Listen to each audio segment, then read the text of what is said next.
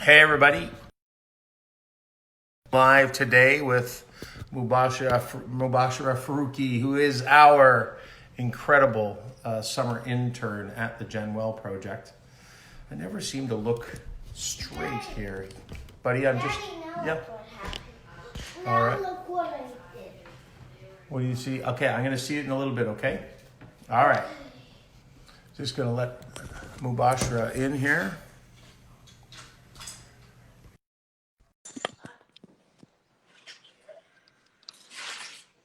Why am I having trouble seeing? Hi, Hello. Mubashira. Hi. Oh, it's so weird to be on the other side of the screen for once. Yeah, and the problem always is that I have to look down to see you, but up to see the camera. So Right. it always looks like we're looking away from the camera, but it is what it is, I guess. Everybody's getting used to this digital thing. We got some of your friends tuning in. Yes, looks like it. I love it. Friends and family. I love it. Great to have them here. How's your day going, Mubashira? Not bad. Not bad Yeah, at all. It's a beautiful day outside. I took a brief minute to stand outside and just enjoy the weather for a minute and a brief minute. a brief minute and So then much back to work. so much for the pandemic, and we're all slowing down. I'm not sure everybody's slowing down quite the way some have perceived it would be. Yeah, absolutely. I think there is something to be said that most people I'm speaking to are working harder than they've ever worked, and I guess initially it was about pulling up the bootstraps and trying to make their way through. But now I'm trying to figure out, why are we all working as hard as we're working when the economy obviously is struggling to keep going. So it's an interesting one. Absolutely. Mubashira, you have done you've hosted the GenWell Project Instagram Lives before, so you know how we get started. We do a little introduction of the GenWell Project, connected conversations, why we're here, and then I don't have a bio for you, but I'm gonna say some stuff about you, and then you can build on it if that works Uh-oh. for you. Sure. That sounds good. Sounds good. All right, so for those who haven't joined us before, this is the GenWell Project, the human connection movement, whose mission is to make the world a happier and healthier place by reminding people about the importance of face-to-face social connection and inspiring them to take action. Our big mission up until 8 weeks ago was about being a catalyst to get people to understand the importance of human connection and actually reach out and get connected with family, friends, neighbors, and colleagues. Since the advent of COVID-19, as we're all waking up to the isolation and loneliness that many of us are feeling in the world around us, we launched Connected Conversations, and Connecting Conversations is here to connect people with the ideas, people, and tools that will help us cope, help us find solutions, and help us build the resilience that will get us to the other side of COVID-19 in a happy and healthy way. Today, we're absolutely thrilled to be introducing everybody to and having a conversation with Mubashira Farooqi, who also happens to be, other than an incredible human being, our summer intern, who has been killing it for, I think it's now about 8 weeks, like almost Yes. from the Yeah. start of COVID-19. And all I can say, Mubashira, is since we met back at Centennial College, and we will delve into that deeper. You have been nothing but an amazing supporter of the GenWell Project, an amazing colleague in regards to what we do at the campaign and the movement. And it's an absolute pleasure to be with you, work with you, and share time with you. So I can only talk about the good stuff. Now you have to give us the rest of the story. I mean, that covers a lot of it. I'm, as you mentioned, wrapping up my program at Centennial College in PR and Communications. And I had the opportunity to work with GenWell as part of my program, and that kind of launched where our connection started. And I know we'll get into that a little bit later, but besides that, I am a wife and a daughter, and those are very important to me as well. And yeah, and now I'm Awesome. working with GenWell. I love that, and you're right when you talk about wife and daughter. Right now, those connections, as we have talked about in our own meetings, but also in everyday life right now, those connections are more meaningful and more important than ever before. Absolutely. And having that balance. Yeah, Yeah. yeah, lots of that. All right, Mubashir, I think I'm actually going to go back to our time at Centennial first, which is a Sure. reverse to a conversation we had recently. And the reason I want to talk about it, and I'm just going to say that the reason we first got connected was at Centennial College when Donna Lindell, one of the professors there, who I know you have high regard for, and I know she's a big fan of yours, reached out and offered the GenWell Project the opportunity to pitch the students the opportunity to work on the human connection movement. And you were one of the incredible students who put her hand up and said, "I'd like to support and do a project on the GenWell project." So why don't you tell us a little bit more about that project that you did? And you know, I know what inspired me about you guys when you presented is that you talked about how important it was to be connected to something that you believe in. But, you know, tell me about the other parts of, you know, behind the scenes when you got the brief, you know, the work you did and what inspired you to create the campaign that I'm not mentioning the name of because I want you to mention the name. What inspired you to make that all happen? For sure. So there's actually something that I don't think I've had a chance to tell you, Pete, yet, but it actually goes back to the very beginning of my program when I first sat down with Donna, who's the program director, and I talked to her about this final component of the program, which is completing an actual public relations campaign for a client, for a real client. Yep. And I remember having a conversation with her then and saying that I don't want this to just be a project for me. I really want to work with, you know, someone or work with an organization that is having a positive impact on the world. And so I can get a kind of idea of the work, you know, what the work will be like that I want to do going forward in PR. And at that time, she said, well, we're bringing on a new organization this year. They're called the GenWell Project. I think you'll be interested. So she kind of planted the seed then. And then afterwards, you know, we had you come and present to our class. And I mean, obviously, you're an amazing presenter, Pete, but your message as well is so authentic. It's so necessary about, you know, connecting people in a day and age where we just don't know how to do that anymore, or we don't give it enough attention. And that's something that has, you know, been a part of my life always growing up. I'm a very family oriented person, and that's something that my family always stressed, and I tried to inculcate in my own life, but I also want other people to do more of. And so when you came and you did the presentation to our class right away, I mean, and to be honest, I hadn't seen all of the other client presentations, but I had seen yours, and right away I just knew that this is an organization that I want to be working with. Can I ask you a Yeah. question?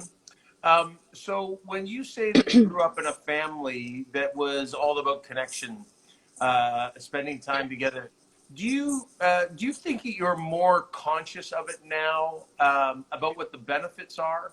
Because you know, I think a lot of people spent time with other people. I'm Yeah. a pretty social guy, but I don't think I ever really understood just how important it was to my health. So I'm curious from a family perspective.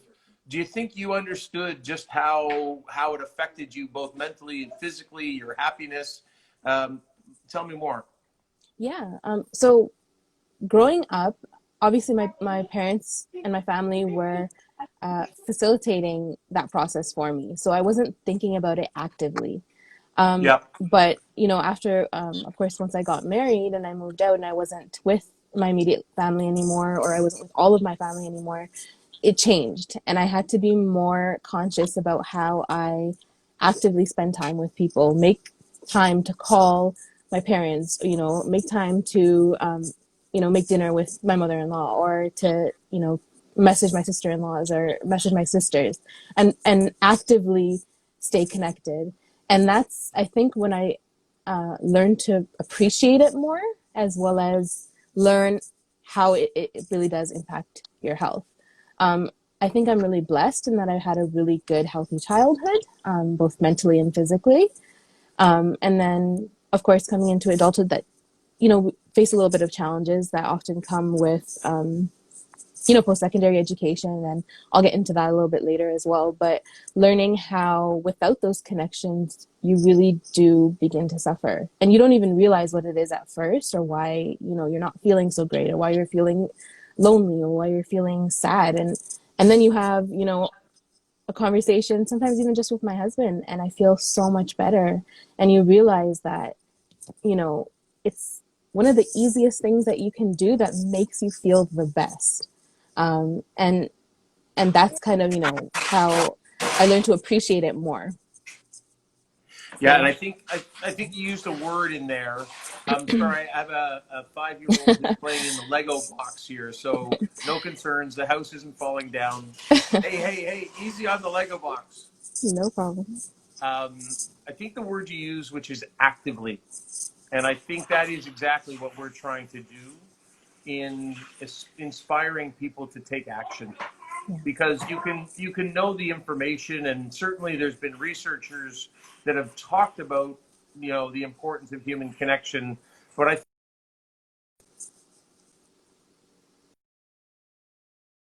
on actually getting people to take action. So sorry to interrupt there. We're going back to, you're at Centennial, we get the brief, and now continue on. Sorry, I just wanted to get clarity on that. No problem.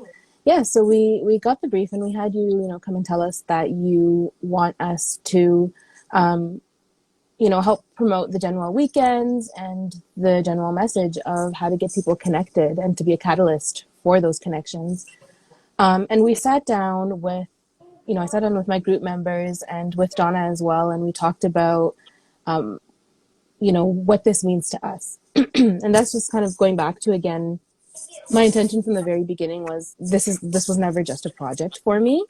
I really wanted to do something that would bring about positive change, and hopefully in my immediate surroundings. So what we realized was that many of us, who had been students for a long time, were, had at some point or the other experienced loneliness and isolation, and further negative mental and physical health impacts because of that. And what we wanted to do then was to create a campaign that would encourage students to get connected, to help improve, their overall life and their lifestyles. And that's when we came up with hashtag FaceToFaceFeb. And that is basically, we put together a 29-day calendar challenge. Every day we would put out a new challenge for students, but really for anyone that wanted to take part, to get connected in different ways. And we had a whole bunch of different challenges, easy to hard. We had, things as simple as say hello to someone on your morning commute, back when we were still commuting. And, a little more complicated ones, like ending on a challenge to host a dinner with family and friends and meet in person, and have that face-to-face connection. And it's amazing because the campaign kind of really kicked off in a way that we didn't expect. I mean, we had hoped the best, of course, but we got a lot of really positive reception from media as well, and got quite a bit of coverage. And it's interesting because we hosted this campaign right before the quarantine began. So we got quite a few very memorable moments of connection in face-to-face before everything went virtual. Yeah, I think I think it's interesting. The funny part for me was, as I've said to you before, I came in and briefed you guys about how can we spread the message about GenWell weekends, and you guys totally ignored the brief and went and created something completely different that I loved more than if you had to follow the brief, which was really powerful. And also the fact that you focused on students, because I think a lot of people, and obviously it's your lived experience as a student, but a lot of people look at this campaign and think we're only talking about seniors. Yeah. And I think the really important message for people to hear is isolation, loneliness, disconnection can affect all of us. And as I always say, telling seniors that they're lonely and isolated doesn't help seniors. It's the rest of us who need to hear this, and no different than with students. The rest of us need to hear that our students can be suffering, throughout the course of the year. Because I think the stats are, I want to say, and I haven't looked at it recently, but I want to say it's 52% of students say that they feel lonely and isolated at some point during the course of their school year. The It's actually reality 70%. is it 70%? 70%. That's, yeah, I Yeah. was thinking it was even higher. Yep. But, so if it's not you, it's the person beside you. And raising that consciousness and focusing on it for 29 days was a brilliant idea. And I really do believe that it's just the start of our annual Face-to-Face February campaign that will, slowly but surely raise the consciousness within young people about just how important human connection is. So I think you guys did an incredible job, and I just love the passion that you brought to it. And it really is the start of something bigger. Absolutely. So Mubashira, so you go through that campaign, and then I have a couple of conversations with Donna, and and I have a couple other thoughts, and she said, "Hey, we're doing internships. Would you be interested in taking somebody?" I was like, "Yeah, we would love that." And all of a sudden, you're our intern. So, tell me,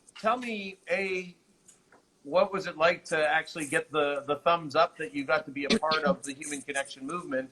And then really what I'd love to hear and I'd love to share with people is, tell me what you've been doing, but probably more importantly is tell me what you've learned, over the course of, the 8 weeks you've been here, both on the skill sets that you've learned, but even more so just about the Human Connection movement and, what it means, what's new to you in meaning over the course of 8 weeks. Yeah, absolutely. So yeah, starting my field placement, which first of all, I was, from day one, even with the Face-to-Face February challenge, I've been extremely grateful to have the opportunity to work with you and to work with the GenWell Project, because I feel like this is one of those things that I can always feel like this is the right thing. Like this is something that my heart feels is the right thing to do and is a good thing to do. And no matter what I'm doing in life, I see myself working with GenWell and at the very least encouraging human connection amongst people. So wherever I go, that's something I definitely want to hold on to. And so starting the field placement, first of all, I have to say, I did not realize how much work it is to really run a campaign. On top of that, being passionate about what you're doing and really thinking about each and every word that you put out and thinking about how people will engage with that and how you want people to hear your message. It's not just a job. It's not just a project. It is literally, your passion. And what inspires me the most, really honestly, is you, Pete. Seeing how you work so hard every single day in and day out, as well as the rest of the team, Carla and Jamie, and seeing how much time and effort and heart goes into everything that a nonprofit does, or that a human connection movement, works on. It's really inspiring, and it's something that I think I'm going to hold on to for the rest of my career. But so far the experience has been fantastic. I am definitely learning a lot. I'm learning a lot about how much people are willing to connect if you just reach out. When we first talked about hosting or starting the Connected Conversation series, I thought, it would be great to have so-and-so person on, or I could reach out to this, influencer, I could reach out to this professional. And it just kind of seemed like this big thing that, it would be great to have this person on. But to go through the process and to reach out to people and to hear back from them and see their interest and see how happy they are to engage in what we're doing, it's been such a positive learning experience for me that you shouldn't be afraid to reach out to people, both professionally and even personally. Just if there's someone that you admire and look up to, just, send them a message and tell them that. And you never know what good might come out of that. So that's been a really amazing experience so far. And I think I'm learning something new every single day. Besides how Hootsuite works, I'm definitely learning a lot, and a lot of it is around um, people and talking to people and the benefits of that. Yeah, I think it's so interesting that you started getting connected to the GenWell Project pre-COVID. Yes, You built your whole campaign pre-COVID, and even if you questioned the importance of human connection before you joined the team, I think we can all recognize how important this message is now with the onset of COVID in our lives and the fact that we're all in lockdown right now. So it's probably been quite the journey from, hey, this is a really beautiful campaign, I believe in it, to holy cow, we're in lockdown, we can't talk to each other face to face. Wow, do we really need to understand how important this is for us? absolutely. And Hey, I think, sorry, one go thing I ahead. was going to say, you've inspired me, and I just pulled up his name because I've been meaning to reach out, and I think you're the perfect one. I have a challenge for you live on air that we need to do, and maybe, I don't know how we do the three of us, but I think we need to get Dr. Craig Stevenson on, the president of Centennial. And we Awesome. should probably get Don. It'd be great to have all of us on because I know he's so proud of you and the success you've had, and maybe we can talk about some of the awards that you've won. But he has been such a champion with our message, both in doing our videos on social media. He's been putting it out there, and I think there's probably a bigger conversation to be had with Dr. Stevenson because having a champion like that who's heading up a college in Toronto, who could be championing this message with other colleges across this country, maybe there's a big opportunity for us. Aside from, of course, he's supportive in Face-to-Face February, but I think maybe that's another conversation we should have. Absolutely. And I know he personally champions human connection as well. So I think that might be something he's That's interested in. awesome. Sorry I interrupted you there because I had that idea. What were you going to say next? I think it's in my mind now. Lost Um, it. Okay. yeah. So tell us, you've won some awards recently, and I know it's tough to talk about yourself, but I'm giving you full rights to talk about yourself. Can you tell us what did you win recently at Centennial? What I was very blessed to receive recently was the IABC Toronto Student of the Year Award.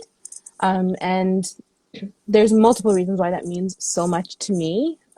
For one, it's, with an organization that values diversity and that values conversation. And they're an international organization, so that means that we are communicating with people across the world about how to be meaningful communicators.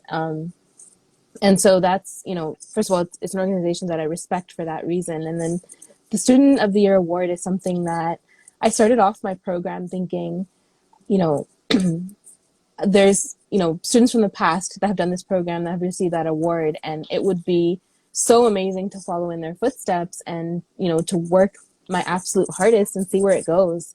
And of course, I had no expectations in the beginning. I just thought, you know what, I'm going to work as hard as I can every single day and, just apply at the end and see where it goes from there. And so it was so real hearing back from them after I submitted my application, which, by the way, was the most difficult thing I've ever done, is write a news release about myself, which Oh, was yeah. part of the application. But again, had, help and guidance from colleagues and from Donna, and, finally submitted that, and got a call a couple of days later that they had chosen me from, a bunch of different applications, and thought for some reason that I deserved the award. So I'm extremely honored, and it's very surreal to think about achieving something that you've been thinking about and striving for such a long time. And it was also interesting because normally we would have big gala award ceremonies for this type of award, but of course there's none of that right now. So we had a virtual ceremony, which was also very nice. And I appreciate the fact that they tried to make it special despite, our circumstances. And it was great. And I think next year when they have the gala, I hope to join then and meet everyone, meet the board members and as well as the judges that decided to vote for me and just have a chat with them. Well, I can't think of a better recipient based on what I've experienced in, I guess now it's probably about 4 months that I've gotten to know you, and your passion and commitment to doing good and to doing it well is truly amazing. And so I'm not surprised that you received that. So we're blessed to have you on the GenWell team, and I congratulate you as well as I'm sure. Everybody who knows you has been congratulating you on receiving that award. So that's amazing. Thank you so much, Pete. All right. So Mubashira, now let's talk. You're Muslim and you have been celebrating a Ramadan for Yes. 26 days. And, I've had people say to me, one person in particular, but a couple people have inferred it, that they thought that maybe I was trying to replace churches and synagogues and other places of worship with the GenWell Project. And, by no means was that our intention. Our intention is to help people recognize the importance of human connection so that they might embrace the opportunities that are all around us, whether that's service clubs, whether that's religious centers, whatever it is, that, or just literally the people we walk by each and every day. But, in the course of COVID-19, Ramadan has been, living within COVID-19. I want you to tell us about the role of Ramadan in your religion and the role that connection plays, both prior to COVID, like what were the rituals and where would human connection fit in there? And then, how have you guys adapted through COVID-19 to make sure that you're still, building, still getting the most out of the Ramadan holy month, but yet doing it without the ability to come together. So I know that's a lot in there, but what was it? How was it? And what are you doing a little bit different this year? Sure. So just to start off, I want to add that one of the other reasons that I decided to work with the GenWell Project and why I'm happy to continue working with you is because of my faith. And my faith teaches me that wherever you find good in the world, you learn from it. Wherever you find something good for you to do, you adapt it into your life. And so this is something that completely follows that. Connecting with people is just good for you. Physically, mentally, it's good for you. And so, coming into the month of Ramadan. So for those of anyone that's watching that doesn't know, Ramadan is basically a month of fasting where we do not eat or drink anything from sunrise to sunset. And the purpose of this month is to spend time in worship and prayer, but also in self-reflection, and to really think about, kind of taking a look at how you're spending your days, how you're spending each hour, what you're doing, and where the meaning lies in those things. Figuring out what you can change and how you can better your day to day. And so, normally at the end of Ramadan, we have Eid, which is, one of two of the biggest celebrations of the year. So we have Eid celebrations twice a year. And following Ramadan, the Eid celebration is one where we really get together with everyone. If you're blessed to have a big family, you get together with everyone, you eat and you laugh and you talk about your month and you pray. And of course, circumstances right now mean that at the end of this month, we won't get together with our families, at least not in person. And in terms of what the rituals are, there's no rituals per se besides Eid prayers. So normally on Eid day morning, we get together with our entire community and we pray. And that's also a time where you get to see, friends and even sometimes acquaintances that you don't get to see anytime besides, once or twice a year at Eid prayers. And it's an amazing time where you get to connect with people again and, talk about how you're doing and, what's new. And it's just a really happy time. It's something that we look forward to year round. But I'm So assuming you haven't been able to do that in person, right? no, so now, Eid is coming up on Saturday, and everyone will be praying their Eid prayers at home. So we won't be getting to see everyone. Usually we get together in large, like at the mosque, or we get together, in large convention centers.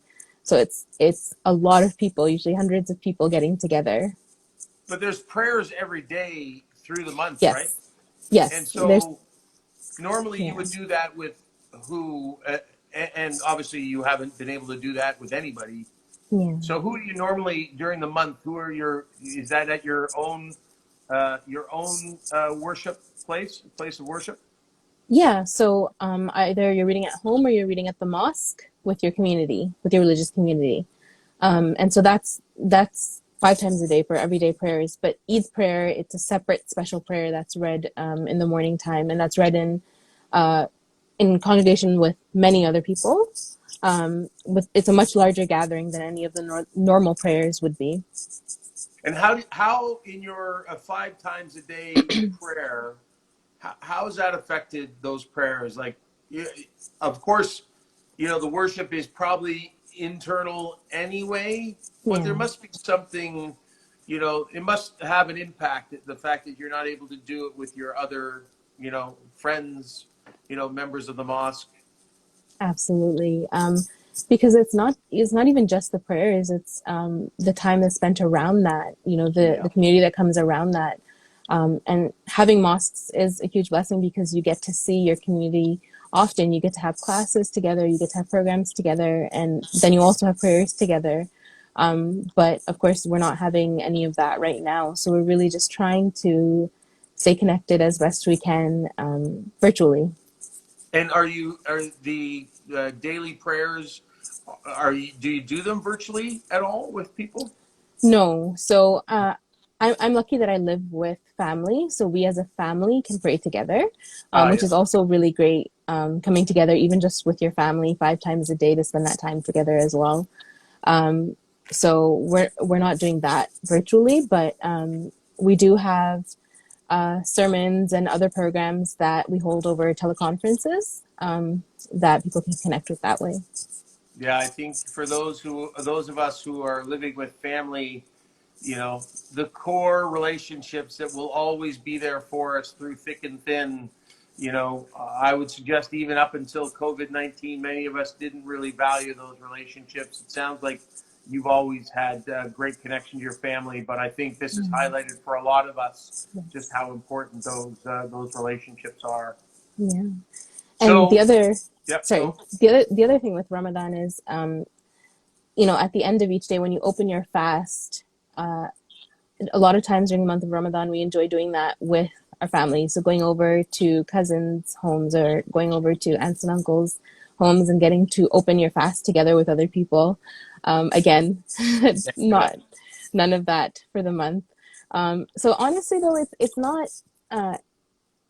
it's not a bad thing. I think that it's a blessing when we have those things, but it's also a blessing when you don't. You have to be grateful for every moment. And honestly, even if it's just getting to eat with the 4 people in my house, that is a huge blessing in and of itself. And I really do appreciate that as well. And even if it's, maybe breaking fast over FaceTime with my parents or, you know, um, messaging, friends to say, I hope you had a good fast today, or, I hope you're doing well. Um, it's interesting because now we found other ways to make those connections as well. And the other interesting thing is it's not just limited to the people that are in our, physical vicinity, that are in our, local community or in our city. Now we're finding ways to reach out with friends and family all over the world, right? Yeah. Across the sea. So that's been a really nice experience as well. As I think you and I have chatted about, I think there's going to be a lot of pain and suffering through COVID-19, obviously for those who lose their life to it. And it's tough to always, well, you know, I was going to say it's tough to focus on the positive, but you know, the positive is where we have to focus. And you know, I do Absolutely. believe that, you know, maybe we'll call this a pause, but as we move forward, the silver linings might just be the fact that we appreciate those simple things a little bit more, whether it's having dinner with our four family members, whether it's being able to pray with our friends in the mosque or whatever that religious place of religion is, you know, or it's just, you know, hanging out in the backyard and chewing, you know, chewing the fat, having a conversation with a friend or family member, you know, all those simple things that, you know, up until 8 weeks ago, many of us weren't making the time for, but, you know, I think we're all becoming much more conscious about how important those are. So I think it's amazing. So you're big. So today is when? So is your So, final night yeah. is Friday, So the final day of fasting will be Friday. Yep. and so you will have the Oh, big celebration sorry. No, Saturday. Saturday. Saturday. So And Sunday will be Eid. so Yeah. describe to me. Oh, well, again, you're only doing the fast with your immediate family, right? Yep. But will you get all your cousins and everybody on like a Zoom call and have a big celebration? We are definitely going to try. I think Yeah. we've been using Google Hangouts and other things. Going to try and connect with everyone virtually at least, um, and celebrate in kind of a bigger way than we have before. Yeah, it's so funny. You know, Massimo Bruno, who's one of our ambassadors, who's a chef down in Liberty Village, said in his video way back, he's like, you know, conversation and people make food taste better. Yeah, You know, and it's absolutely. so true. And whether it's 4 people or whether it's 400 people, you know, that opportunity to connect over food, I think, is really powerful. So I'm Absolutely. looking forward to hearing about your fast next week, or not the end, your celebration next week when we Hmm. get together. So as we wrap these up, as I think you know, Mubashira, one of the things we like to do is we like to ask people, so what is your one thing that you look forward to doing when this is all over? Because I think we all have lots of, you know, things that we miss, but what's the one thing that you miss the most that you look forward to doing when this is all over? Well, one thing, and this is probably the millennial in me, is I really want to go to Wonderland. um, a summer without Wonderland is hard to imagine for me. I love theme parks. So definitely looking forward to taking a trip, probably with my friends and my siblings, to a theme park.